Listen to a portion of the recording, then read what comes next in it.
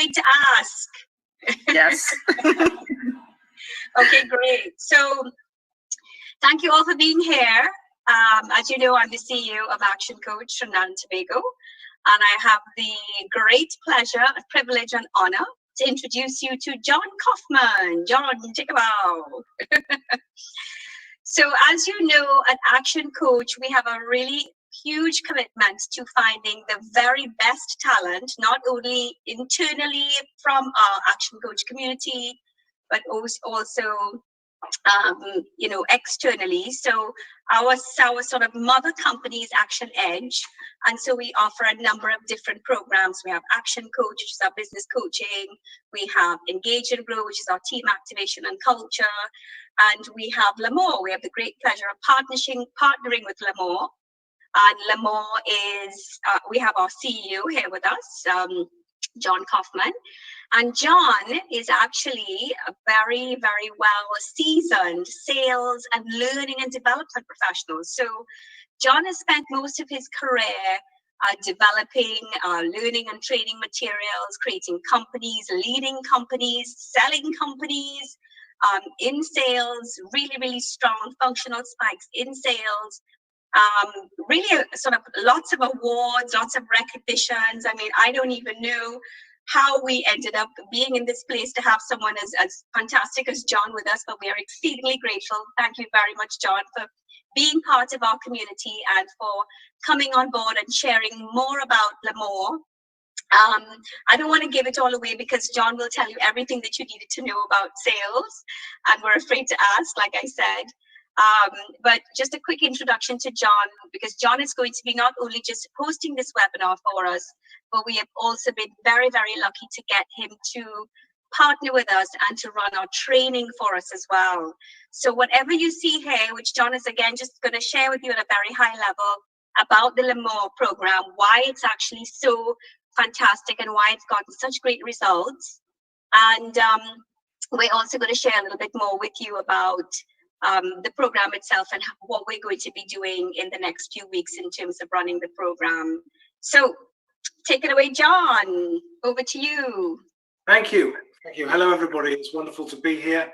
It's wonderful to partner with Indy, Vishnu, and Guyana, and across the Caribbean, actually. Apparently, I'm a seasoned professional. When I heard Indy say that, I was half expecting somebody to pour salt and pepper over the Hopefully you will get the opportunity to actually go through the program at some point and we can get to know each other more. But today, for this afternoon, what I wanted to do was to perhaps kind of give you a flavor for what the sales program is all about, and most importantly, the reason why we put the program together, why we did. And there's also going to be some learning moments in there for you as well, which, if you will, we've selected out of the program to share with you today. So whatever happens, you're going to go away today with having some knowledge that hopefully you're going to be in a position to be able to implement. There's quite a few people on here. What I suggest is, if you have questions along the way, please pop them in the chat. And Indy, if you could keep an eye on the chat for me, and just speak out with questions as they come up on the chat.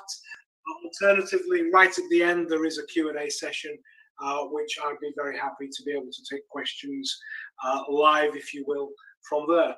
Okay, I am going to share with you my screen, which I'm going to do now, and then we're going to get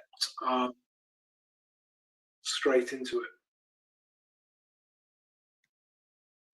So I have a question for you all to start with, if you will, which is, what is the most important function within a corporate organization? Well, as you can imagine, when I ask this question either on a one-to-one or smaller group basis, there are a whole range of different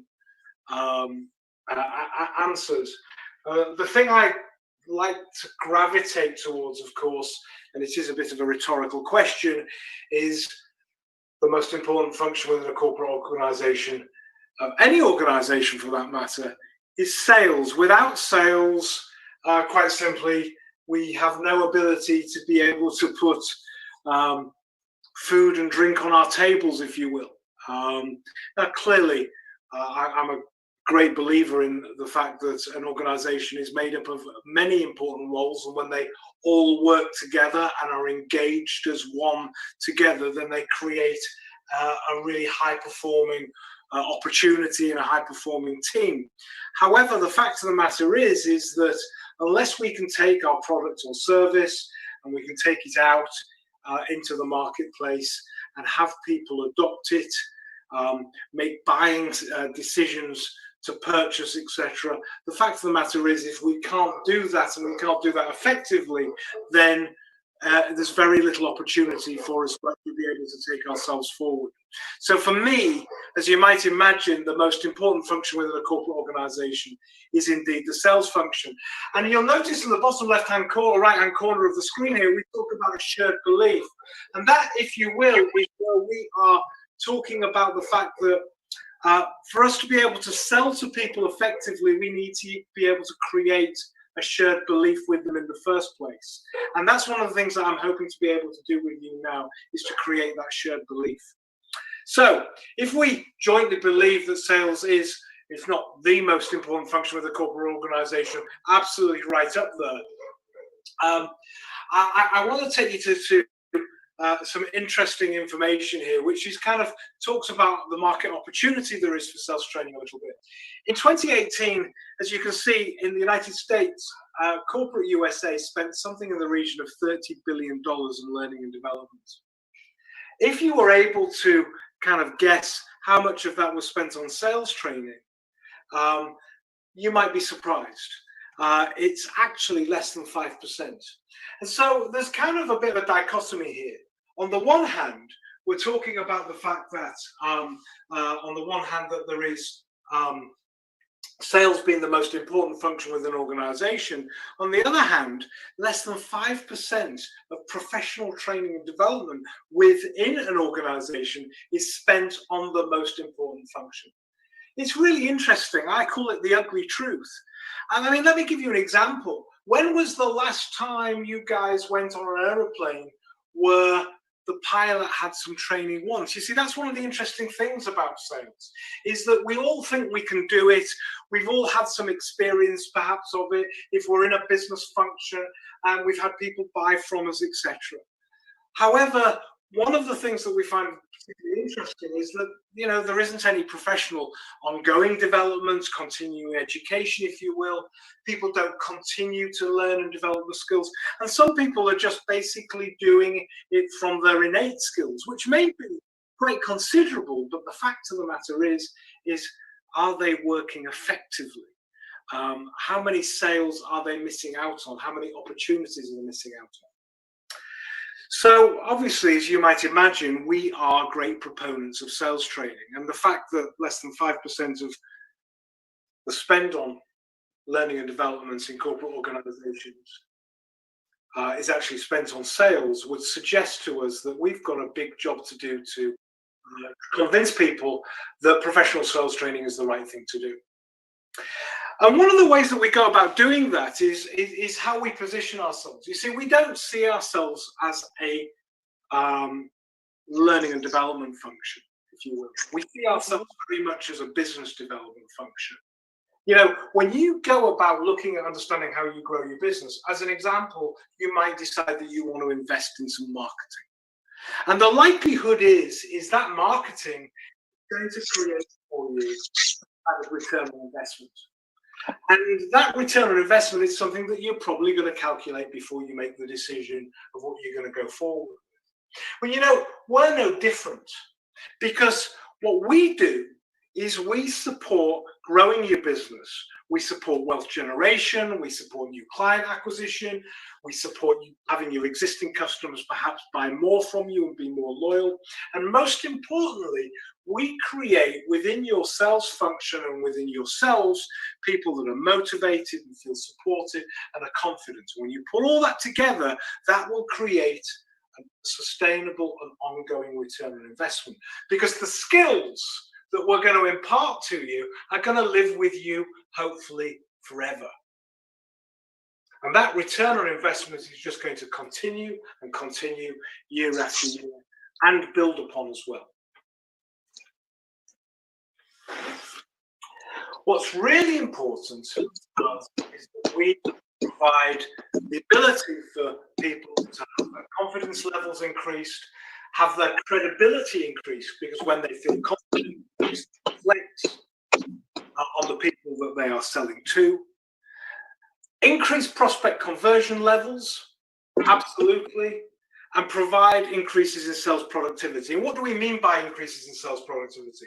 We mean things like selling more profitably, being able to overcome price-led objections.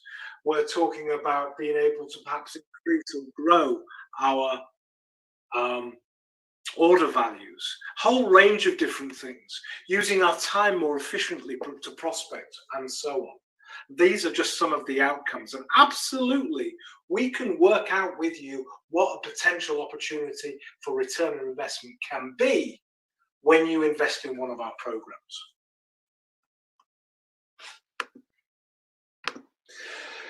Interesting, isn't it? If you look at these words on the slide here, the likelihood is that these are words that people might use to describe salespeople. For me, it's all about understanding and creating a definition of what selling is all about, which people really don't do. For me, the definition of selling is to positively influence people. Positive because we want people to enjoy the experience. When they enjoy the experience, when it's constructive, what that means is that they'll want to do it again. It'll create loyalty, it'll create retention. Influence is also a really interesting word. You know, influence is an innate skill that we have. We were basically learning how to influence as soon as we were born. And I accept, of course, at that age, it was very crude, and we stamped our feet and we cried and we wanted feeding, and it was really basic. But as we grew up, we learned how to influence. We learned how we were influenced ourselves, and we learned how we were able to influence other people.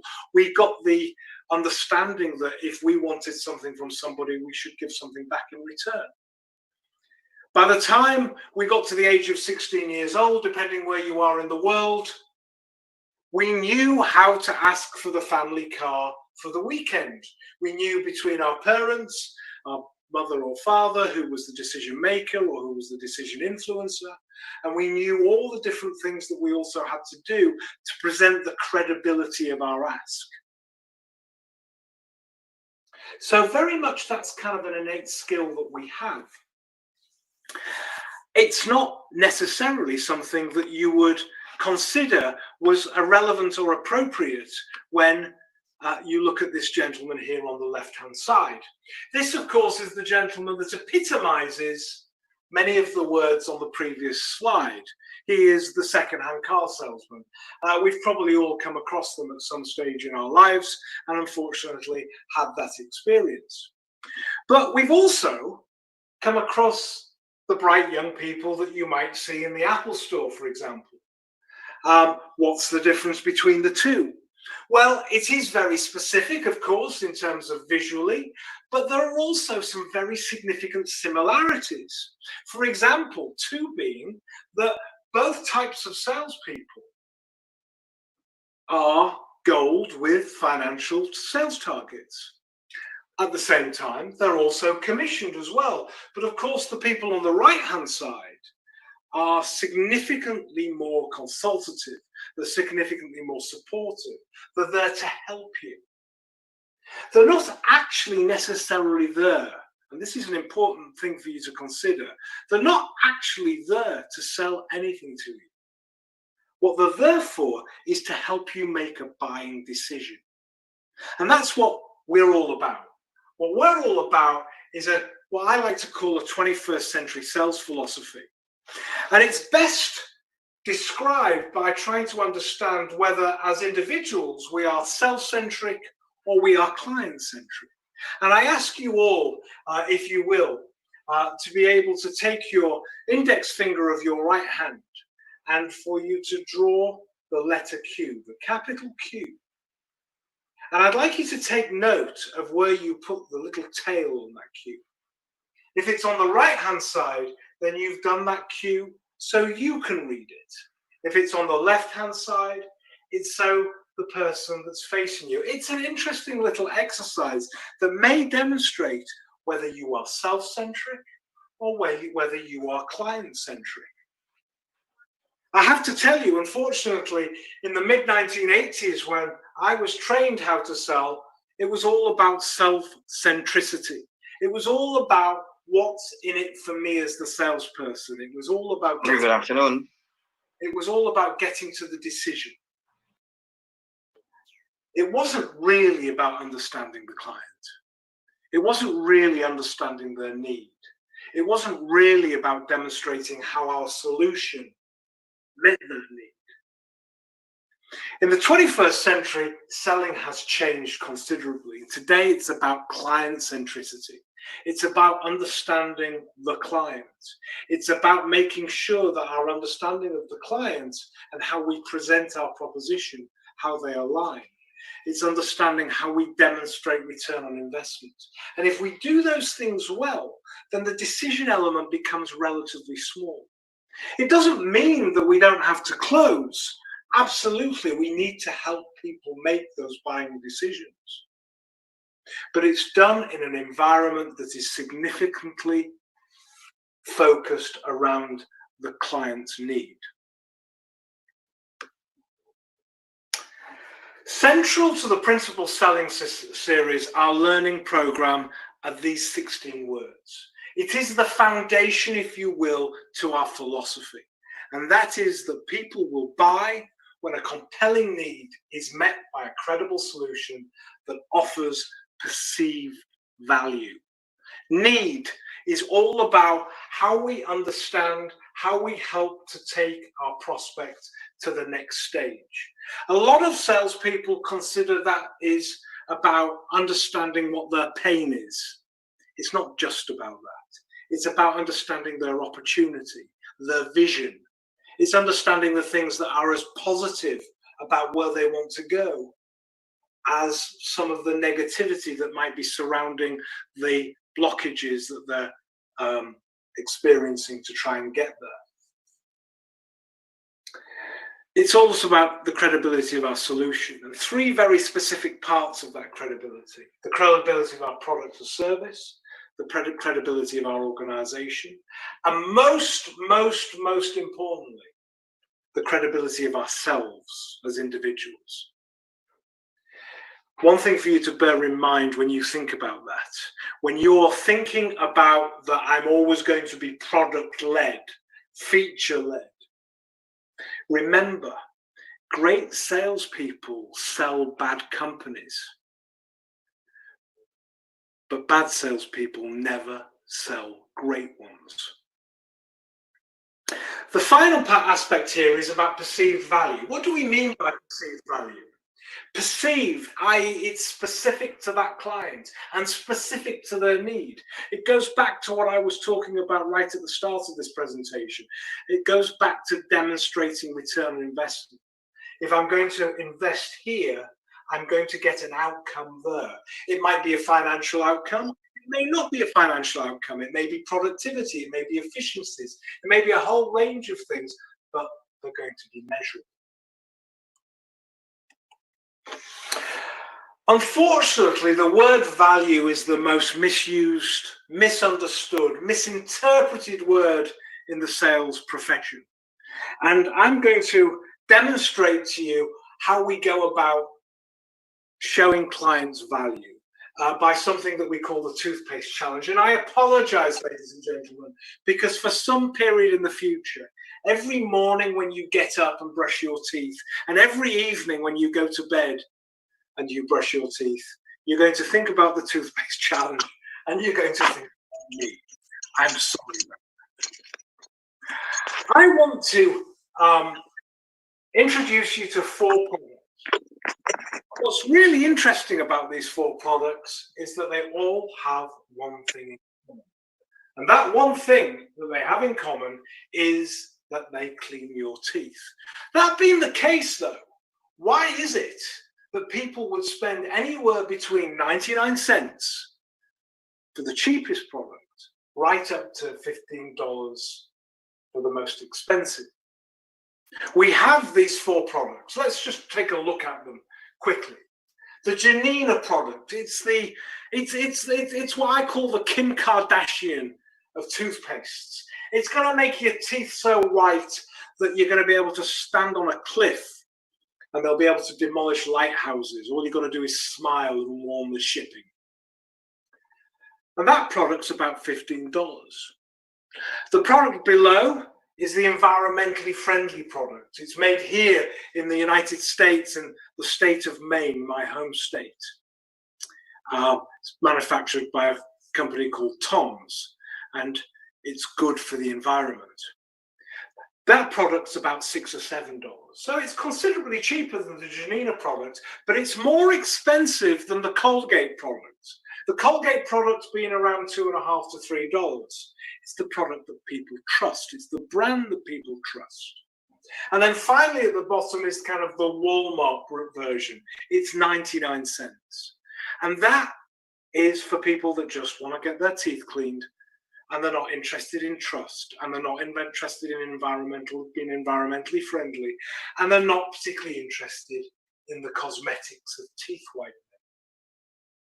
The difference between each of these products isn't just price, it's about the compelling need of the client. If I have a need to be environmentally friendly, green, and be very conscious about potential preservatives that I'm putting in my body, then I know that that is my compelling need, and therefore I'm prepared to invest in that compelling need and spend potentially $5 or $6 more than I could do for the cheap product. However, if my compelling need is teeth whitening and cosmetics, again, I'll be prepared to spend the money out there to be able to do that. Another way of looking at this is the difference between people perhaps buying a Mercedes-Benz or a Ford. They've all got 4 wheels, but the compelling needs for people between each of them are different, depending on what they might buy. I would challenge you to think about your own products and service and your competition and think, how do you demonstrate value? How do you demonstrate how your price may be higher or may be lower? And therefore, what does that tell you about how you should be presenting your product and the people and the marketplace that you should be looking at? How do you go about developing that return on investment? So let me tell you a little bit about our program. The Principal Selling Series, we've talked about this client-centric 21st century sales philosophy. It comprises of 3 programs with 12 modules. The 3 programs are called Creating a Winning Proposition, 5 Steps to an Effective Sale, and Closing the Sale. It is a virtual product that is delivered live, like this. I've just finished a lunchtime today delivering a virtual class for a group of clients in Trinidad and Tobago. We deliver it over 13 weeks, and each one of the weeks comprises of a weekly live coaching session, which is interactive. We replicate a classroom. We never have any more than 10 learners, and that creates that ability to interact. There is then e-learning content, whole different use of multimedia with videos and diagrams and graphics and so on. It's not like reading a book on a screen by any stretch of the imagination. And then there is the assignments. And so basically what happens is that every week we're introducing a module which has a new set of topics around the framework and the learning journey that we've created for you. And once you've learned that content, we then ask you to create this marriage between the content and your specific sales environment, product, service, marketplace, type of client, and so on. And through those assignments, create what we call a contextualization process. And that's really supporting the whole retention. In addition to this kind of distributed learning model, drip feed, 3 hours a week, that's what we're talking about over the 13 weeks. We're creating this distributed learning model which supports retention.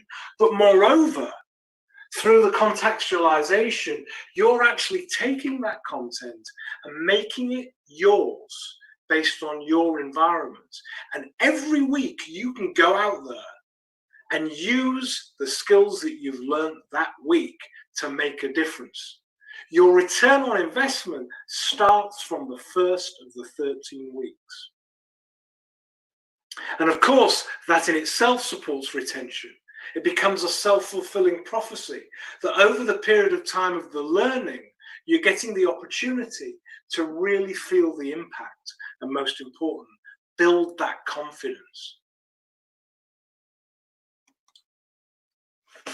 L'Amour is an organization that's been delivering globally since 2002. We are headquartered in the United Kingdom. I run the business here in the United States. We have a significant track record of success. And as you've heard, I'm delivering programs into Trinidad and Tobago. I'm also running programs in Guyana as well.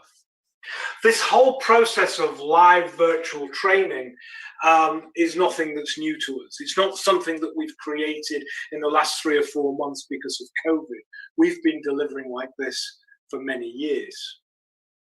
And that perhaps demonstrates how we do change the status quo. You know, one of the great issues that there is as far as training, people purchasing training, is they worry about retention. I put people in a classroom for 3 days. They spend the time in the classroom, and at the end of 3 days, how much have they learned? How much are they using of 2 or 3 weeks' time? We're accredited by the United Kingdom awarding bodies, the Institute of Sales Management and the Chartered Management Institute. And this is a philosophy that we train. And why is that important? It's important because we're going to provide you with a soup to nuts framework that you can use. I mean, what's the point on going on an objection handling course if you can't prospect effectively? What's the point of going on a course on learning how to present if actually you can't qualify the prospects correctly in the first place? So what we're providing is a philosophy that you can use throughout all your sales cycles.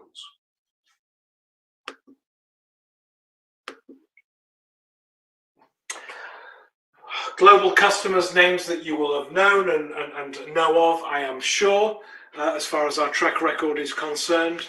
But we also have a lot of local customers. Here is a list of customers that we have in Guyana, and they are likely to be organizations that are very similar to your own, a very eclectic mix of different types of businesses, from IT to consumer-based, engineering.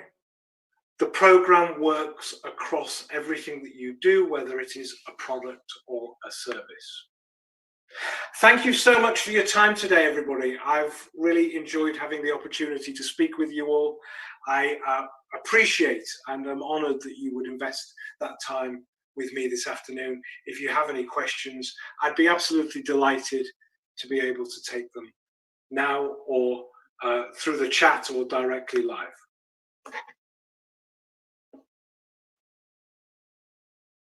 All right, thank you so much.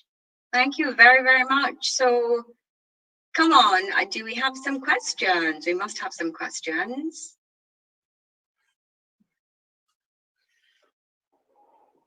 All right, well, let me kick it off then. I'm going to ask you a question. What's so great about your training, John? I've done sales training before. Why come to you? What's the big deal with yours? Well, you know, I think that's a great. It's a great question. I get that question asked all the time. What are the key differences? And hopefully you've seen some of those in terms of the style of the approach.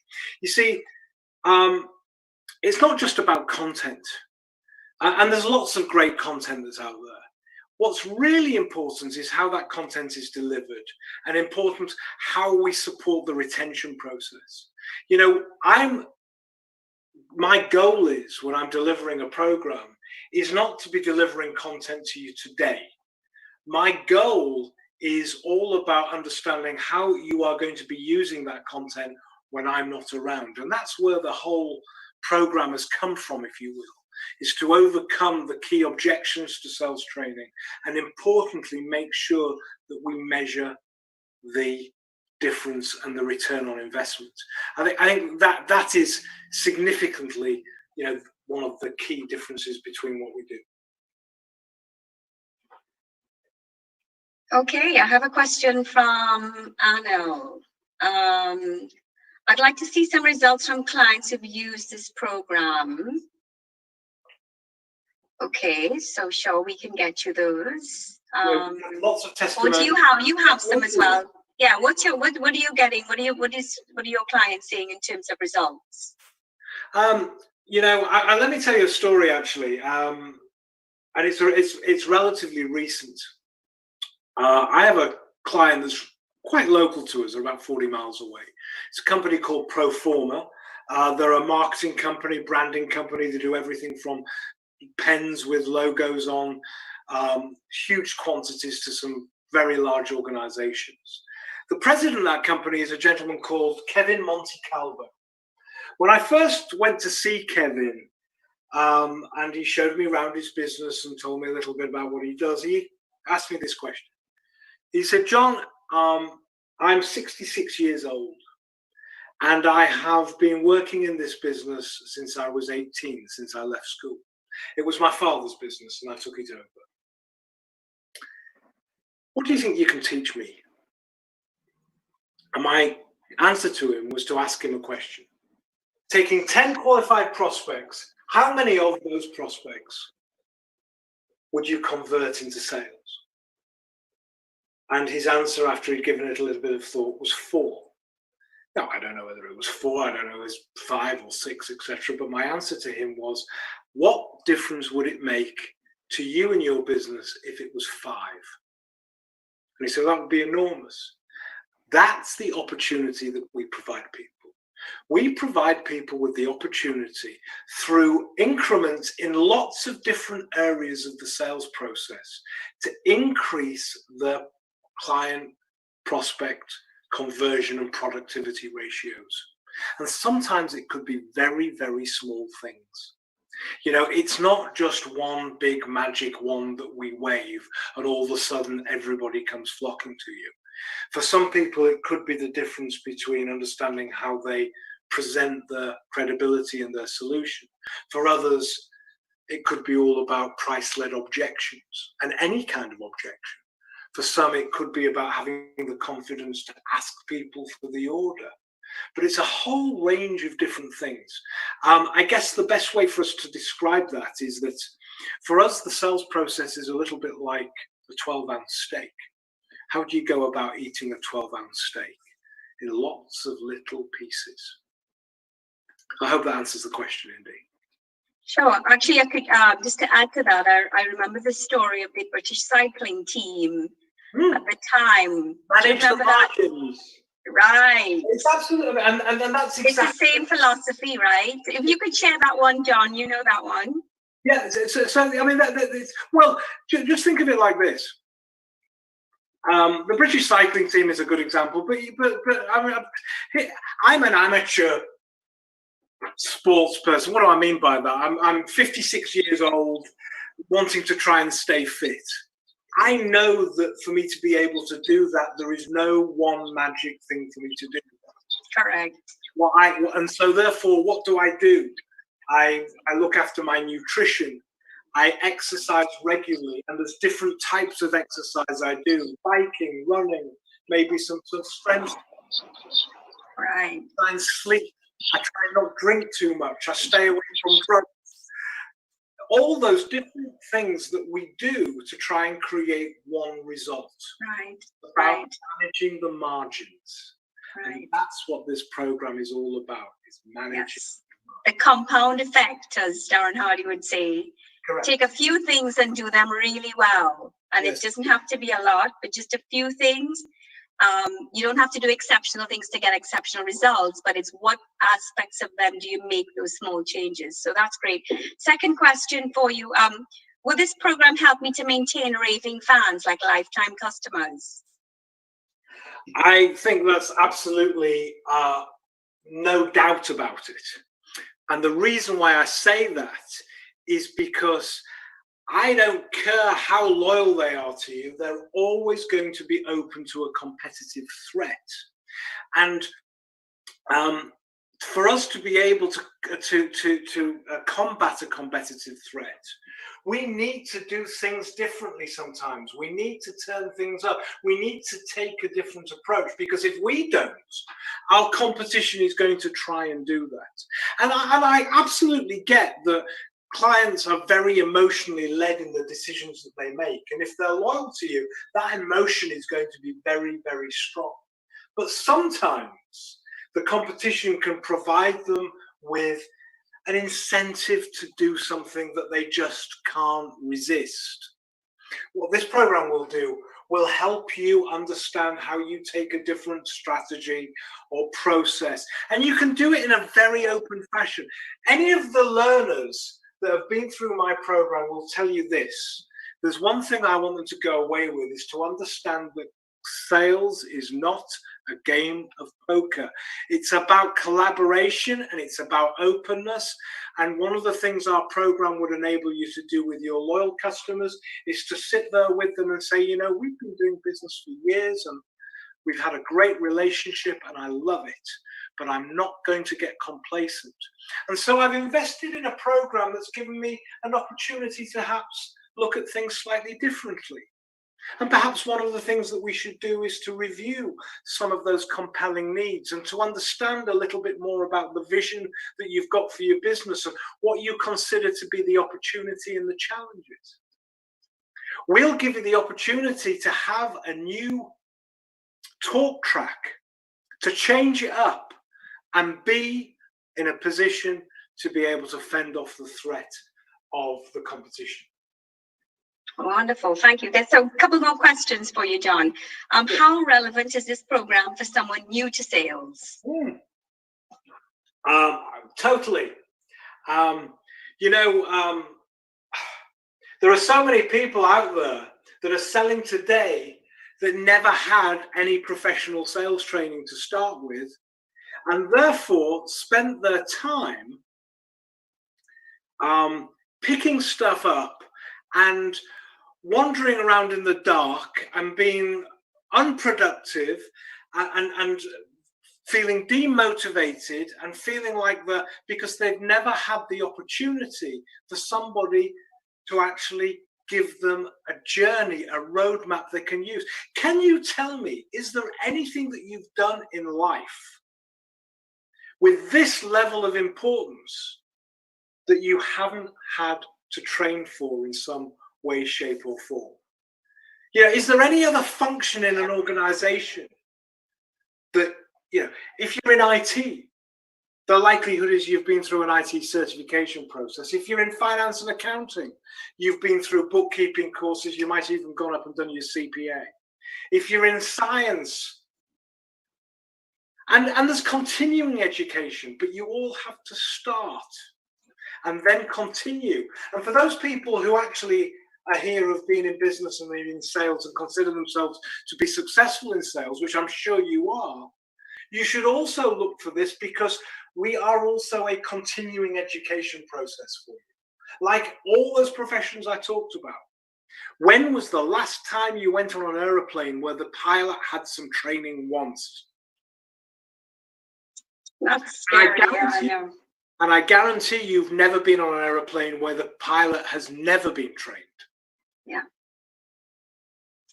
That's right. That's why the distributed model is, we love it. In fact, most of the testimonials we're getting from our clients who've actually completed the program are saying that they're actually seeing on average a 30% increase, not just in terms of conversion, top line revenue, but also bottom line in terms of less discounting. Yes, you Wow. know, there's a number of less discounting is clearly an important one. It's very easy to identify as well, and that comes from understanding how to handle price-led objections. Having said that, you know, we've seen scenarios where we've had clients come to us afterwards and say that their prospect lists, their sales forecast from their sales team is actually much shorter, which initially was a concern for them. But it's far more qualified and the conversion rates are much higher. What does that mean? It means our salespeople are spending more time with people that are going to buy rather than spending time with people that are never going to buy. Okay, great. Thank you. So we're getting some questions on the cost and duration. We're going to come to that really quickly. So we'll share that slide with you because we're actually booking for the next one. But we have a question from Carlos. John, does your training provide different sales scenarios, telemarketing, face-to-face sales, video conference sales, email selling, that sort of thing? Sure. We have a philosophy which is based on those 16 words, Carlos, and thank you for asking the question. Your video is there, and you're right. Your video is right in front of me. So I've actually been delivering to you the whole time. So to get a question from you, it's great to meet you. We have a sales philosophy which is as appropriate from a field sales role to a telesales role. It's as appropriate in terms of how we go about presenting our proposition in the written word as it is in a virtual environment like this. Why do I say that? I say it because what we're doing is we're providing salespeople with a framework and lots of subsidiary journeys underneath that they're always going to be able to use to be able to identify how they go about achieving a specific objective they've got at that particular point that they are in the sales process. And quite frankly, the difference between a telesales role and a field sales role is simply not about sales philosophy. It's not about sales structure. It's about the relationship and the ability to develop rapport. And most importantly, it's about how we overcome the issue that 90% of how we communicate is typically based on tone of voice and our body language. And if we can't see people, how do we actually be able to read that? We provide the direction to be able to support people through that process. And one of those things actually is what I'm doing here today. I'm stood up. I know you can see me, but the reality is that I'm stood up because I want you to get the full power of my conviction and passion. I can't do that if I'm sat down.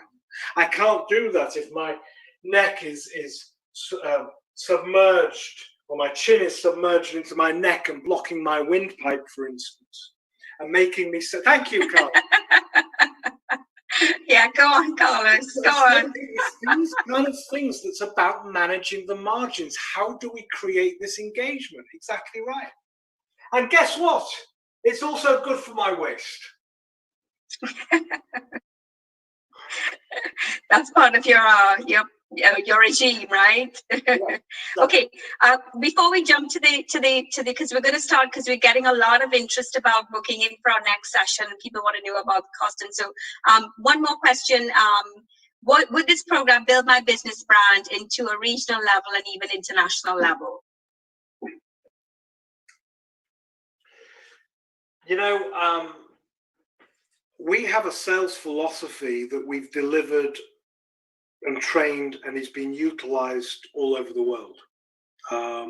Australia, Asia, here in North America, and across Europe. And so from that perspective, absolutely, we have something that is appropriate to help support your business. One thing I would say to you is, I can't be responsible for the execution of that. Am I going to provide you with a philosophy that you can use and execute to sell across the world? Absolutely. I feel enormously comfortable with. You have to get it out there and utilize it across those customers on a global basis. And if you do, you will have a significant global competitive edge. And I'm going to give you a story. I'm here in the United States. When I first moved to the States, which is 11 years ago from the United Kingdom, I used to get asked the question a lot by my friends in the United Kingdom, which salespeople are better, UK or the United States? And I've got to tell you, I would choose a UK salesperson over a US salesperson every day of the week. Why is that the case? It's nothing to do with patriotism, although God save the Queen. It's actually about the fact that in the United Kingdom, it's a much smaller country. A country of 60 million people, highly competitive. You have to be on your game to be successful. In this country, and I used to have an office on Madison Avenue in Manhattan, which behind my office had an enormous sales organization. And I would say to the salespeople, I could spit out the window and hit 4 decision makers on the way down. What do I mean by that? Here in the United States, the market opportunity is so significant, it creates complacency and it creates arrogance. When you are trained well, I don't care whether you're from Trinidad and Tobago, Guyana, Ethiopia, Australia, the United Kingdom, when you are trained well and utilizing philosophy, you will have a competitive edge over anybody from anywhere that takes for granted their ability they think they have to sell. Because those people are not salespeople. Those people are order takers. And we create salespeople. We take order takers and we convert them into being significantly more productive. Right. Fantastic. Awesome. Anyone else? We're wrapping up. So we're gonna thank you all for asking all those really fantastic questions. No more? I think John wants to be challenged. Come on, give him a tough question. Thanks, Cindy. I love you for that. Yeah, I know you can take it on. You're an expert. I've got a cup of British tea in my hand. There you go. What else do you need? What else do I need? Yeah, everything's all right as long as you got your cup of tea. Yeah. Anything else? All right, great. Well, we're going to share our slides and just talk you through a little bit about the program and if you want to sign up. So as John said, it's distributed, or it's what we call a drip feed method of learning, because traditionally the one-time training, you're stuck in the classroom, you go there maybe for 1 week or even 2 weeks, consecutive weeks, or maybe over a month. It just doesn't work in terms of retention. We've seen it over and over. Yes, you may come away with a few nuggets, but in terms of retention, there's definitely some really great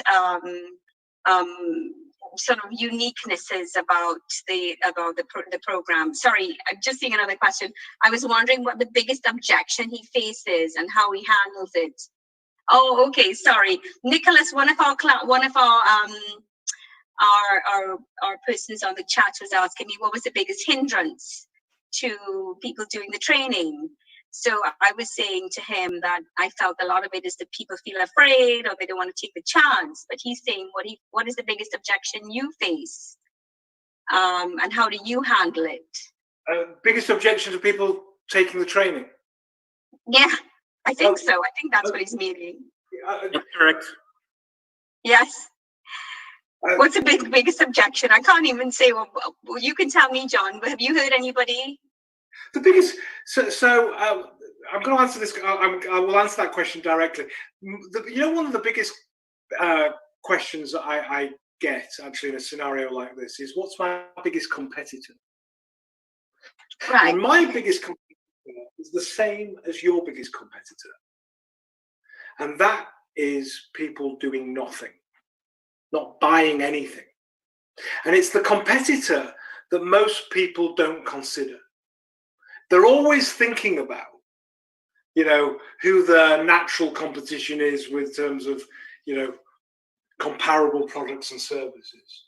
But the biggest competition we get is people doing nothing. And the biggest objection, there's actually, I won't say there's one big objection. There's probably about 5 or 6 that we hear all the time. And the program has been developed specifically to overcome some of those. There's got to be a mindset in place, and that's why we share beliefs right from the start. And if you're fans of Simon Sinek, it's one of the big things that he talks about is people will only buy from people when there's a shared belief. And so the first thing is about doing the qualification. Do we share a belief, Mr. Prospect, that professional learning and development in sales can take your business forward? I accept there is detail to discuss how and what and how we develop return on investment. But are you open to start with to actually implement a professional training program for salespeople in the first place? If you are, that's great. Then we can go and talk about how we go about doing that. If you're not, and you're not open to that, you don't have the attitude for that, or your people don't have the attitude for that, then we need to consider the reasons why. And that's when we start to come into some of those objections. And some of them might be, I recruit salespeople that have been trained by other people. Well, that's there's twofold though. One is, so, you only believe salespeople should be trained once, okay? The second way we overcome that is that what we're doing is we're creating a consistent philosophy across your entire sales organization. If you've got salespeople that you can't identify how or who's trained them, then the likelihood is what you've got is a whole mishmash of different skills across your sales team. And where you've got that kind of mix, how do you identify what's best practice? How do you identify that that particular strategy works over and above that one? How do you share that and get collaboration across your team to get that consistency? So that's a critical one in terms of helping people understand why that consistency is important, and also believing that simply recruiting people with experience does not mean that they are recruiting people who are good at selling. Every scenario is different. Time and investment is another big one. Time, and that's typically because people are used to a classroom environment, 3 or 4 days put in the classroom environment, off the road, off the phones, reduces sales productivity. What we do is we balance the two things. We balance people's ability to be productive and learn through the distributed model, which also supports the retention. And the other thing about cost, it's not about cost. In fact, my product and service is no different from anything that you're selling. It's never about cost. It's about return. It's about how we go about working with you to identify how you're going to achieve a return and how long that return is going to take and how sustainable it is. So when people say to me it's too expensive, I always say it's not. I just haven't done a very good job of describing to you the value and the return of that investment that you're going to get. Because if I do that well, you're never going to worry about the price. I hope that helps. Thank you. Perfect segue in. Drum roll. So let's talk about the investment. And to that point, it's a return on your investment. So for today, we have a special price because normally the program over the 13 weeks, so it's $7,000 plus that. But we're starting the program, so we have a special offer. Well, we're not starting, we have quite a few cohorts, but we're doing a special offer for the next 3 months. And this special offer is $5,250, which works out at only $400 per week per person. This is the best investment you will ever make in yourself. And in fact, the persons who have actually graduated from the programs and gotten their certificates have told us the actual sales training, it's actually paid for itself already because they've actually gone out and won business from, this training. So that's what it works out to be. The other thing that we need to share with you is that we have a new cohort starting on the 25th of June, and it's only 8 persons per class. So if you are interested in signing up, we will be running a number of sessions, but for this next cohort, it's the 25th of June, which is in a couple of weeks. And it's, like I said, 8 persons per class. So if you want to take advantage of this offer, I would strongly recommend you ask us now in the chat, or we have your information here. If you can follow up with us, and we will actually, no, we have your information, so we can reach out to you as well. But if you could also just pop it into the chat, and we will get in touch with you and give you all the information, and we can get you started. Okay, so does anyone have any questions around that?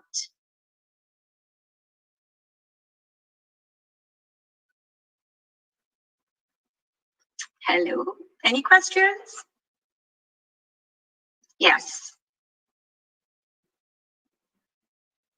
Is everyone seeing the chat? Is everyone reading the chat?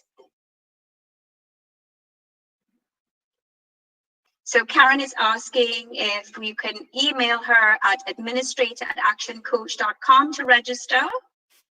And like I said, it's first come, first serve. So sign up as soon as you can, let us know, and we will get you started for our next cohort, which is on the 25th of June.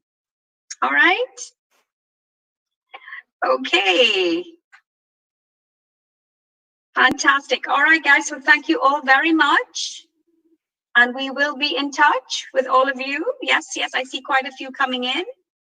And okay, sure. Definitely we will be in touch. So Karen, if we can get sorted and try and book these folks in, and look out for other webinars, because we'll be continuing to run our webinars as part of our Action Edge, Action Coach, Engage and Grow, and the more sales training community. So thank you very much for coming, and thank you very much for participating. All right. Take care, everyone. Thank you. Nice to meet you. Thank you. Bye. Thank you. Bye-bye.